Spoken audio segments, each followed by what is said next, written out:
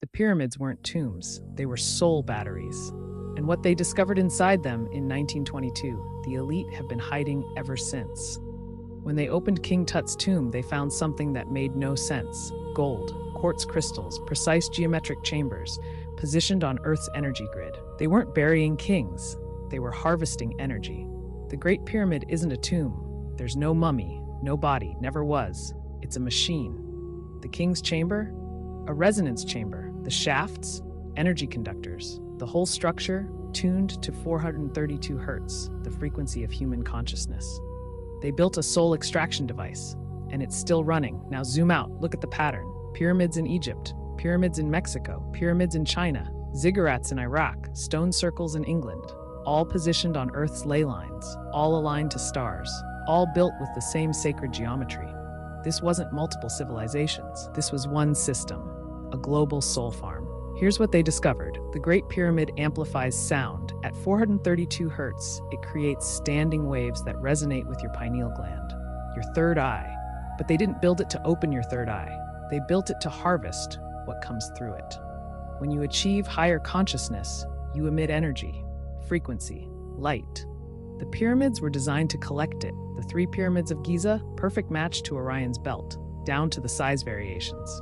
The shafts inside point directly at Orion and Sirius. The ancient Egyptians said their gods came from Orion. The Dogon tribe said their gods came from Sirius. They weren't worshiping stars, they were showing you where the farmers came from. The Ankh, symbol of life, they tell you. Look closer, it's a tuning fork, an electromagnetic resonator. Egyptian gods are shown holding ankhs to people's heads, to their third eye. They weren't giving life, they were extracting consciousness, tuning you to the right frequency, harvesting your soul energy like you harvest wheat. They didn't stop farming, they just upgraded the technology. Washington Monument, obelisk, 555 feet, 6,660 inches. Soul conductor, Vatican obelisk, stolen from Egypt, placed at the center of St. Peter's Square, London, Paris, New York, Buenos Aires, every major city, obelisk. They're not monuments, they're antennas, still tuning human consciousness, still harvesting frequency. Here's the part that broke me. Earth is quarantined. The Van Allen belts? Electromagnetic cage. The moon?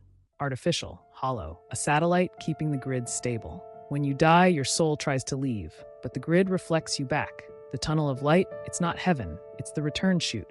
Back into reincarnation, back into the farm. Memory wiped, soul harvested again. Who maintains the system? The bloodlines, Egyptian pharaohs, European royalty, political dynasties, they all interbreed. Why? Because they're hybrids. Part human, part god, Anunnaki, Archon, whatever name you want. They have the genetic keys to interact with the technology. That's why power stays in families. They're not ruling, they're operating the farm. The Gnostics tried to warn us. Nag Hammadi texts, the Archons created a counterfeit world. They feed on souls. The Demiurge is a false god who thinks he's the real one. They describe the exact system we're living in. Pyramids, grids, soul recycling, cosmic farmers. Then the church burned every copy they could find. Why? Because the texts included the exit strategy. When you die, don't go to the light. The beings calling you, the angels, the deceased loved ones, archons, disguised as what you want to see. The life review, programming, the lessons you need to learn, bait to get you back in, refuse. Demand to return to true source, not the demiurge, not the light, the actual infinite consciousness beyond all form, all geometry, all systems. They can't force you. They need your consent. Stop giving it.